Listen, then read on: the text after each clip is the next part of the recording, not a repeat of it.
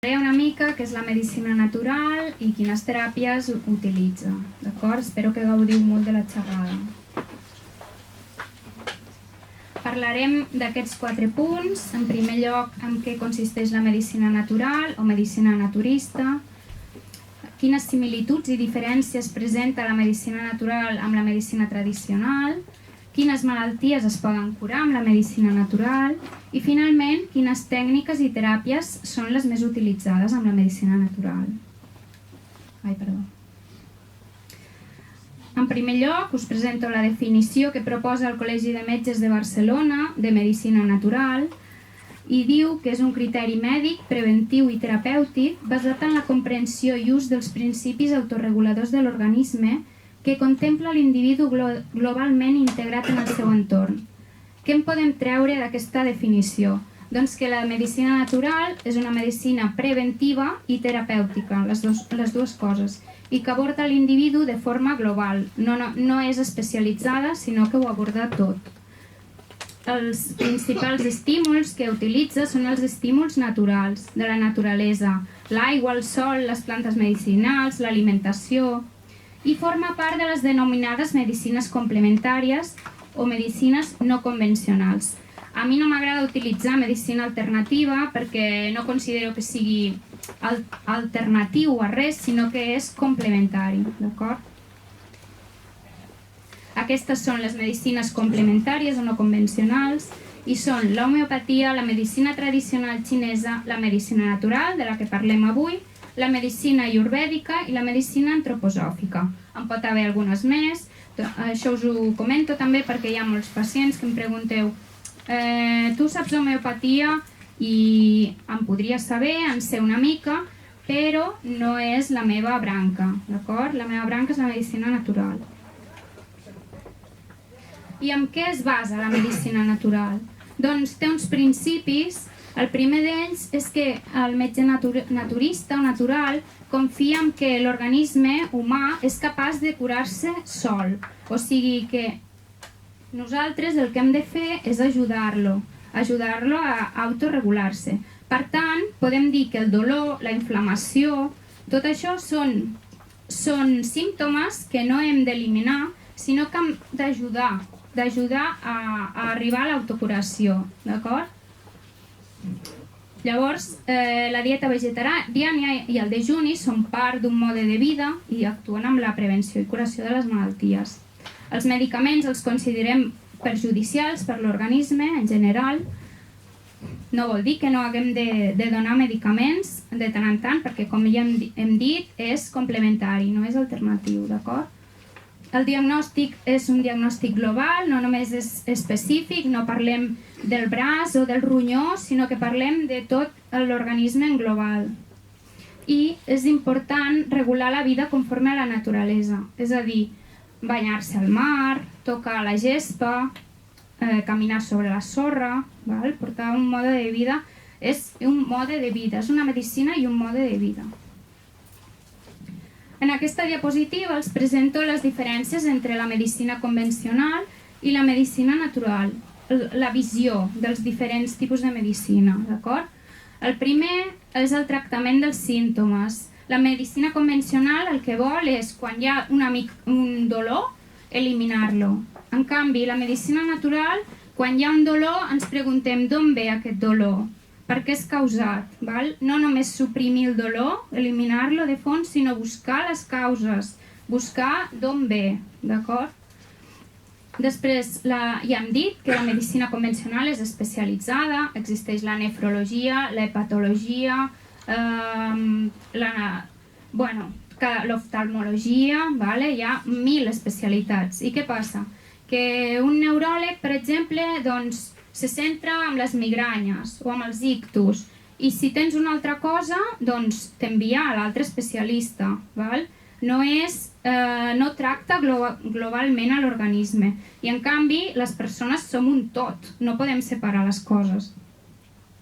Una altra característica, una altra diferència, és que la medicina convencional troben que el dolor i la malaltia són totalment negatius. En canvi, a la medicina natural pensem que s'han de canalitzar i ajudar a l'autocuració. El cos és considerat com una màquina en bon o en mal estat. En canvi, nosaltres, els metges naturals, considerem que el cos és considerat un sistema dinàmic, d'acord? Com un context o un camp energètic dins d'altres. No és una màquina, el cos. Són energies. Amb la medicina convencional, el professional té tota l'autoritat. És autoritari, mana. Vostè s'ha de prendre un antibiòtic. Vostè ha de fer això, vostè ha de fer allò. En canvi, a la medicina natural, el professional és un company. O sigui, ens ha d'ajudar. Però els responsables de la nostra salut som nosaltres mateixos. No som pacients passius que no hem d'actuar, sinó que som actius. Bueno, no sé què passa. Vale.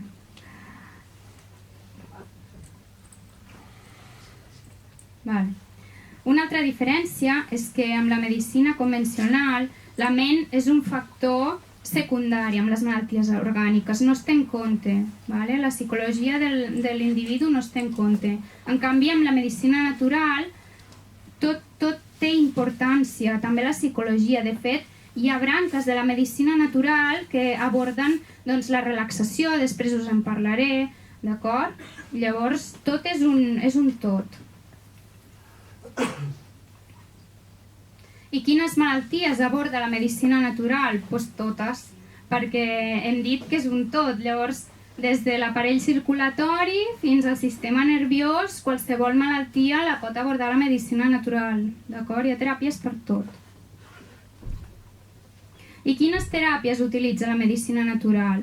Us aniré explicant una per una cada una d'aquestes teràpies, però les principals són la dietètica, la fitoteràpia, la hidroteràpia, la geoteràpia, la teràpia humoral. Després també tenim les teràpies manuals, com el quiromassatge, la reflexoteràpia, les manipulacions vertebrals, com l'osteopatia, i les teràpies psicofísiques, com la relaxació i la sofrologia. Comencem per la dietètica o la dietoteràpia. Què és la dietètica? La dietètica és la ciència que ensenya al pacient a menjar correctament i utilitza les propietats i les virtuts dels aliments com una eina terapèutica. I dintre de la dietètica hi ha diverses teràpies. Hi ha els dejunis, que consisteixen en només beure aigua, vale? Això no es pot fer durant molt temps seguit perquè ens moriríem, però durant uns dies existeixen llocs on fan dejunis guiats. Després tenim els semidejunis, que serien dejunis però amb més líquids, amb brous, amb sucs, amb infusions. Això es pot fer uns quants dies, igual que els dejunis. Després les monodietes de fruites o verdures, en què consisteixen? Doncs que en un dia a la setmana menjar només, per exemple, raïm, o menjar només pomes. Una setmana, un dia a la setmana, menjar fruita només, val? Per depurar el cos. I després la dieta depurativa, que inclouria també aliments sòlids, fruites, verdures. Us volia mostrar un exemple d'un aliment terapèutic que és la civada, en castellà avena. Vale? La civada té un munt de propietats, totes aquestes que us he posat aquí.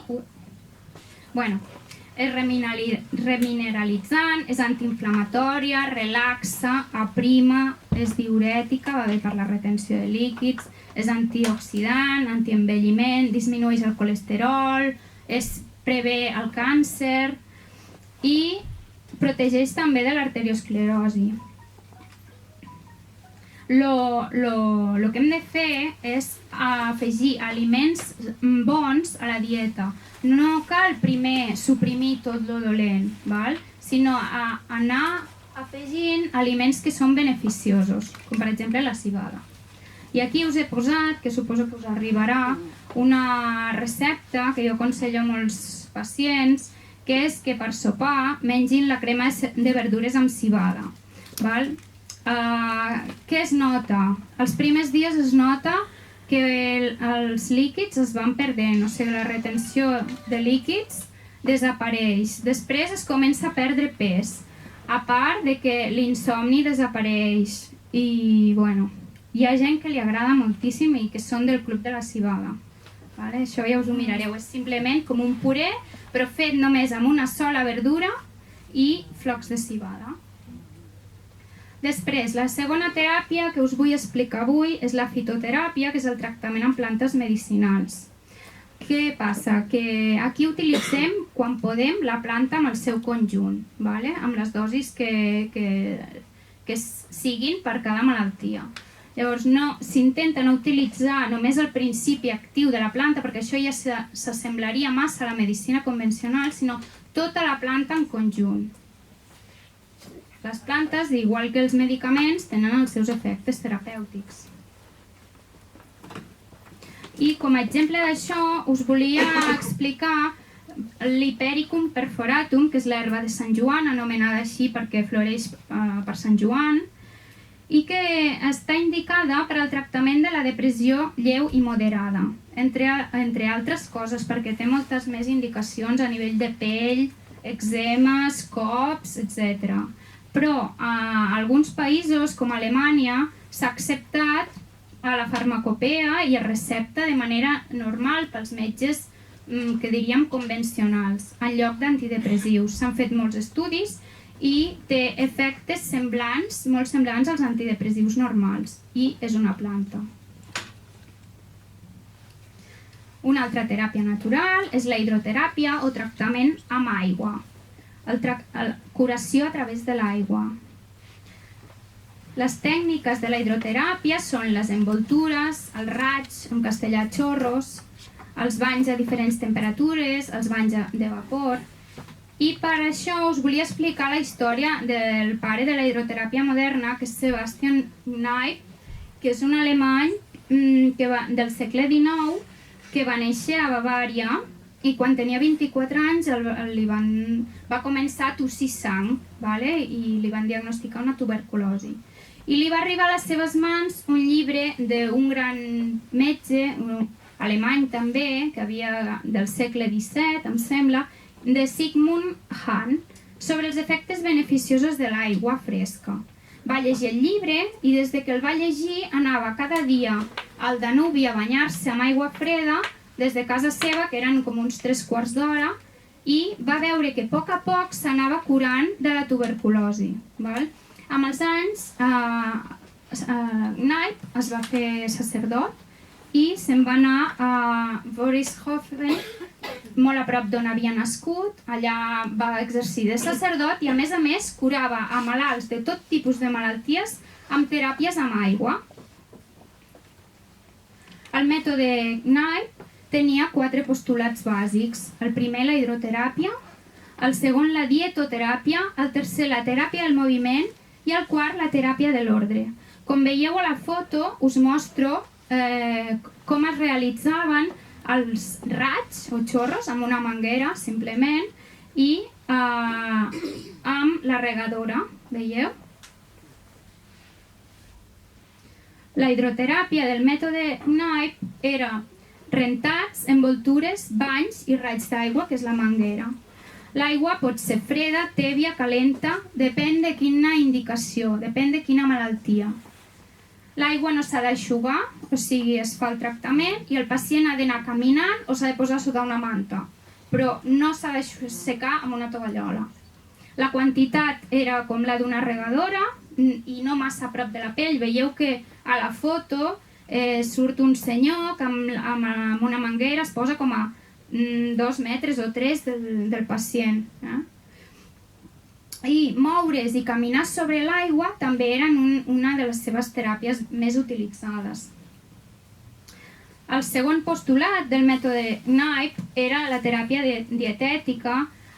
Ell aconsellava una alimentació variada i regular amb fruites, cereals i verdures.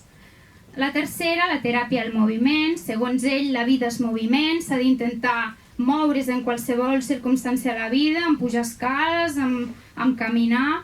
El quart era la fitoteràpia, és a dir, el tractament amb plantes medicinals. Ell tractava tots els seus pacients amb tot això que us estic comentant.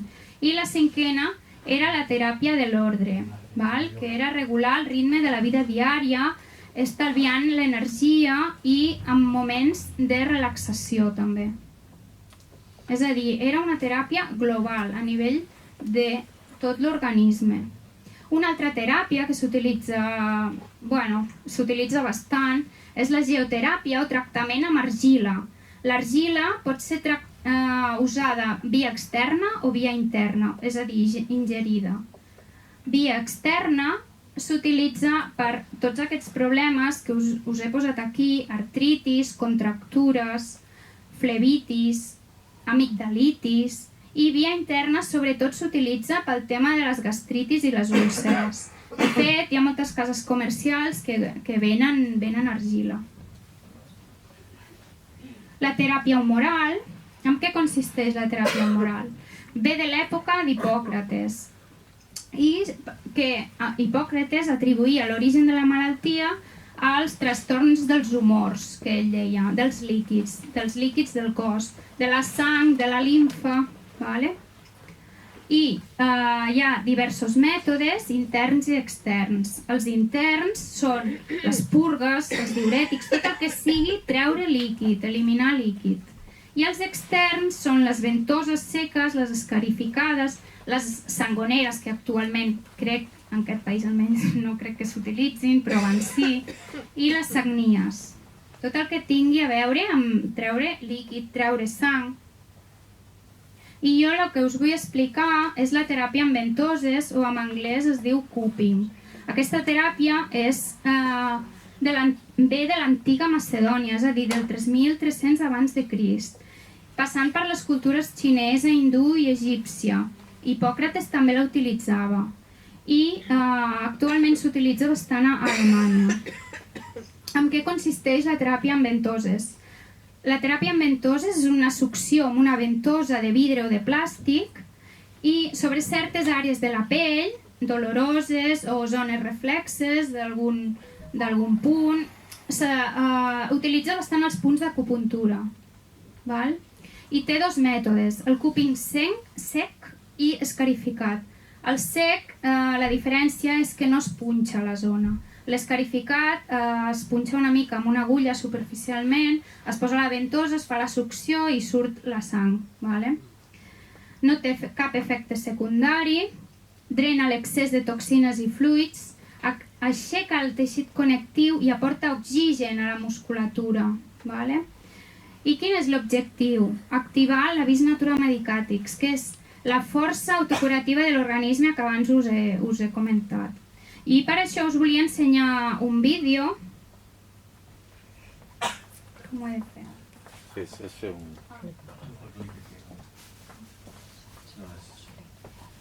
Que parla sobre les ventoses, perquè veieu una mica de què va. No us assusteu. Els Jocs Olímpics, els últims Jocs Olímpics es van fer famoses perquè el nedador Michael Phelps portava aquests blaus hematomes a la pell i llavors es van fer populars les ventoses.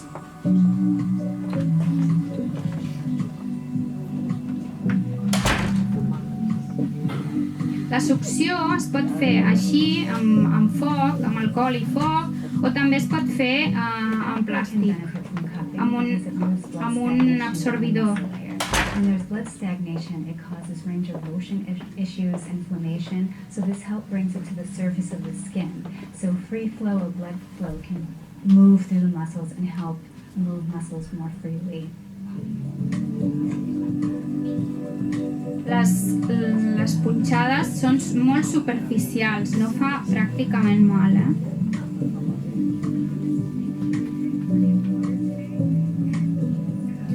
I això que diu aquí, jo vaig realitzar un treball amb ventoses quan feia el màster de Medicina Natural i vaig trobar molts estudis que parlen de ventoses fetes amb ratolins i fetes amb pacients i després us explicaré les indicacions que estan comprovades.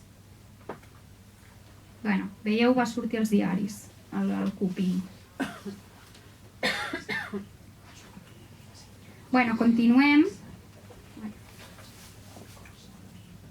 Consiste en un tratamiento de succión por el área. Utilizamos estos tipos de ventosas y colocamos en parte de hombro y espalda para dar una sesión de caminata. aquestes són les indicacions que us he comentat abans, que jo vaig trobar a la literatura, que estan comprovades científicament. Vale? Per què serveixen les ventoses? Sobretot per reduir el dolor de les contractures, tant cervicals, dorsals, lumbars. Per què més serveix? S'ha demostrat amb ratolins que redueix la mida de l'infart de miocardi i les complicacions d'aquest, com per exemple les arrítmies. Disminueix la pressió arterial. Millora el perfil lipídic, disminueix el colesterol LDL, que és el colesterol dolent, i augmenta el bo. Té un efecte antiinflamatori, activa el sistema immune. Augmenta les endorfines, que són les hormones que ens donen la felicitat. Llavors, provoca una sensació de benestar i de relaxació, traient l'ansietat. Milloren també la migranya crònica i el mal de cap tensional. I també s'ha vist que ajuden a curar els herpes, la paràlisi facial, l'acné, l'espondilosi, i també s'han vist molts casos de curació amb síndrome del túnel carpià. Ara us parlaré d'altres teràpies que no són tan conegudes per la medicina natural, però que estan emergint. Una d'elles és la reeducació postural global, que és un mètode científic de fisioteràpia, però que també el practiquen molts metges, basat en l'anatomia, la fisiologia i la biomecànica, que se salta les lleis de l'envelliment muscular. I el va crear Philippe Suchard, un francès, a principis dels anys 80. Ara us explicarem què consisteix. A l'esquelet hi ha músculs estàtics i dinàmics. Els músculs estàtics ens aguanten, ens permeten superar la força de la gravetat i poder estar de peu. I els músculs dinàmics són els que realitzen el moviment. Llavors, què passa quan aquests músculs, a mesura que ens anem fent grans, s'emmalalteixen? Què passa? Doncs que en el cas dels estàtics, el múscul es torna més curt, es queda com contracturat. En canvi, els músculs dinàmics es queden allargats. Veieu el dibuix? El segon seria un múscul dinàmic que es queda com allargat, flàcid, hipotònic. I en canvi, els músculs estàtics, que són els que ens aguanten contra la gravetat, aquests es queden escurçats i contraguts. I el que hem de fer és treballar de forma diferent aquests dos tipus de músculs. Segons Suchard, els músculs que ens erigeixen ens aixafen.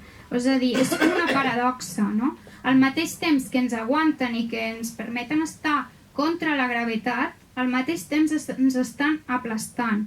Llavors, ens dona com una nova visió de, per exemple, les artropaties. Aquí us mostro una vèrtebra i la G és la força de la gravetat. La força de la gravetat va cap baix i el múscul fa força cap dalt per aguantar.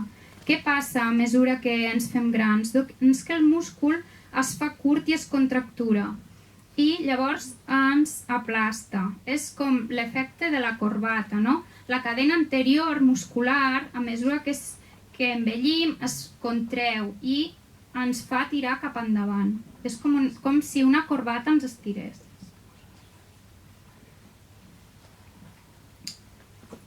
Gairebé totes les activitats de la vida disminueixen el capital d'elasticitat muscular, és a dir, que contreuen el múscul. Només hi ha algunes activitats com són la reeducació postural global, l'stretching global actiu, que és molt semblant a la reeducació postural global, però a nivell individual, s'ensenya en molts gimnasos, en moltes escoles, i no necessitem terapeuta, la persona fa els exercicis ella sola, i aquests exercicis permeten estirar el múscul altre cop i guanyar elasticitat. I el ioga també és una bona teràpia per allargar el múscul contret. Quin és un error mèdic molt freqüent? Doncs que els metges molts cops ens diuen, quan tenim un múscul flàcid, ens diuen l'hem de tornar, hem de muscular, no? Hem de fer màquina per muscular i perquè estigui fort. Però alguns músculs sí que necessiten ser musculats, però d'altres necessiten ser estirats perquè ja estan molt contrets. Per tant, no hem de tonificar els músculs estàtics, només els dinàmics. A l'RPG direu, bueno, i què es fa amb RPG? Doncs amb RPG són una sèrie de postures, entre elles les que us poso al dibuix, la rana al suelo, la postura de la ballarina, són diverses postures i el terapeuta ens va allargant els músculs amb progressió, no tot de cop, perquè doni temps a allargar-se el múscul. Alguns exemples de patologies freqüents. La reeducació postural global és una teràpia antienvelliment i antiartrosi, d'acord? Llavors, tot el que sigui artrosi, l'artrosi de genoll, l'he posat com un exemple, però totes les artrosis es poden millorar amb la reeducació postural global. El colze tenista, la periartritis escapulohumeral i l'espatlla congelada, l'hombro congelado.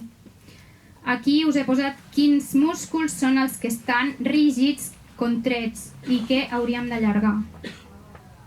Finalment, parlar-vos una mica de la sofrologia. Què és la sofrologia? Doncs la sofrologia és una disciplina que ajuda l'individu a desenvolupar una consciència, una autoconsciència serena a través d'un entrenament personal, basat en un mètode, són mètodes de tècniques de relaxació. Aquesta teràpia la va inventar el doctor Alfonso Caicedo, que és un metge psiquiatre, i la seva filla viu aquí a Barcelona, em sembla, Natàlia Caicedo, i l'està expandint bastant. La seva etimologia significa sos, que vol dir equilibri, fren, que és psique, i logos, estudi. Per tant, l'estudi de la consciència amb equilibri. I finalment, pels qui ho vulguin, us posaré un vídeo i intentarem fer una sessió de sofrologia. L'heu de seguir,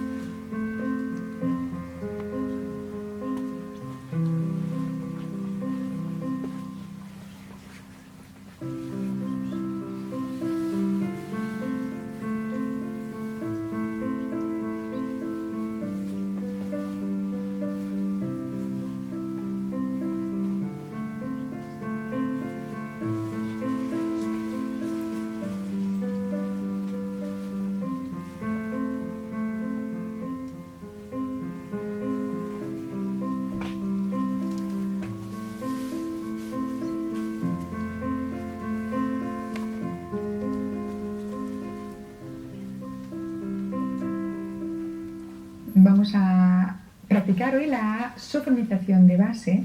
Es la primera técnica de todas las técnicas de sofrología que vamos a ir practicando progresivamente. Lo que haremos durante la técnica será ir tomando conciencia de nosotros mismos a nivel de nuestro cuerpo inicialmente, por medio de una técnica de relajación. Empezaremos cerrando los ojos. Con los ojos cerrados, con el cuerpo flojo y con la respiración libre y tranquila. Empezamos tomando conciencia de la cara y de la cabeza, relajándose. Aflojamos la frente, relajamos los párpados. las mejillas, los labios. Y dejamos que la cara y la cabeza se aflojen un poco más. Sensación agradable de tranquilidad. Sentimos la nuca y el cuello relajándose.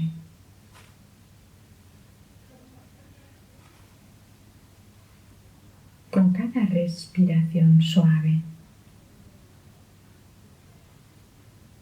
aflojamos un poco más los músculos de la nuca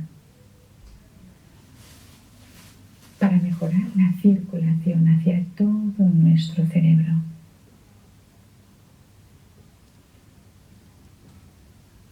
Nuestro cerebro agradece estos momentos de paz, de tranquilidad.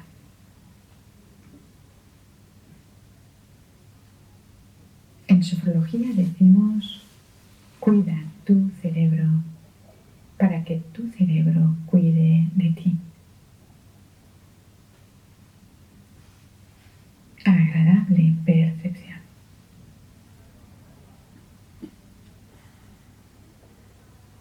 Aflojamos los hombros, relajamos los brazos, aflojamos antebrazos, manos y percibimos de forma agradable las manos, las palmas de las manos, las yemas de los dedos. Sensación de bienestar.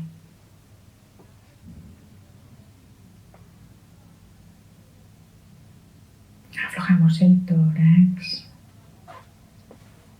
la espalda, desde arriba hasta abajo, suavemente.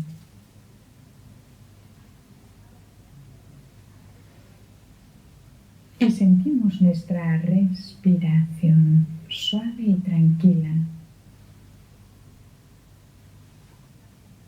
a nivel abdominal.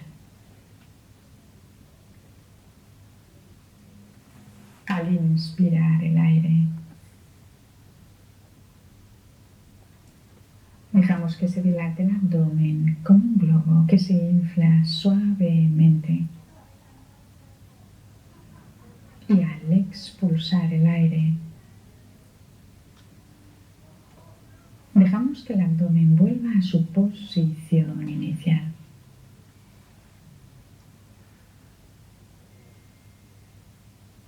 Y cada vez que respiramos, dejamos que este sentimiento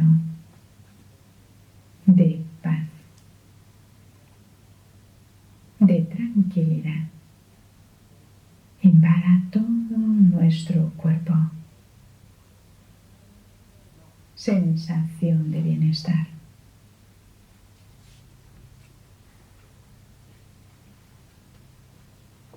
Sentimos mitad inferior del cuerpo, bajo vientre, glúteos, muslos, pantorrillas, pies, relajándose.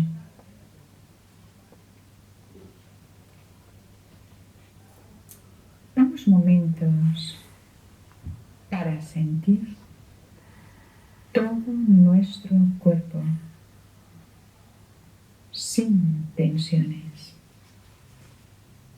Agradable presencia de nuestro cuerpo en la consciencia.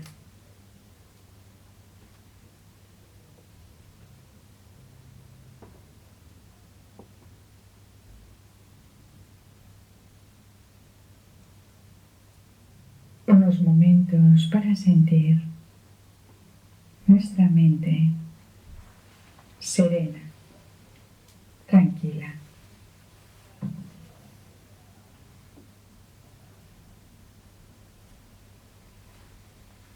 Y vamos a dejar que este sentimiento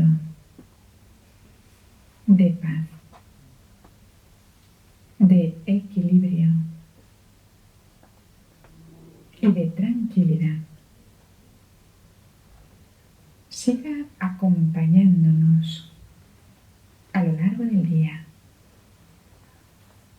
con esta sensación de bienestar.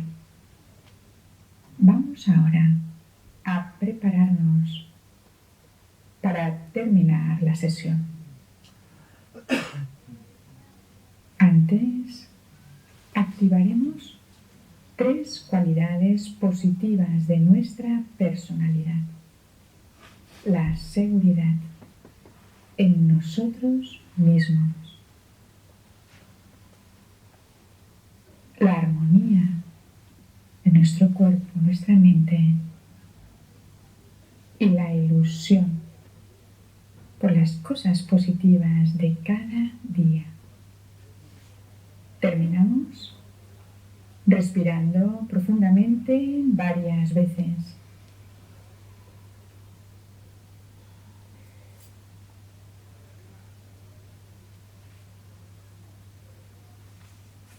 Haciendo algunos movimientos con los dedos de los pies, con los dedos de las manos, con los músculos de la cara y estirándonos libremente, como cuando nos desperezamos, estiramos las piernas, los brazos, la espalda, todo nuestro cuerpo. Otorgamos el tiempo que sea necesario para una completa recuperación final. Y ahora, cuando queramos, ya podemos abrir los ojos. ¿Qué tal? Bueno, ahora és important que cada una... Bueno, què tal ha anat? Us he vist a tots bastant concentrats.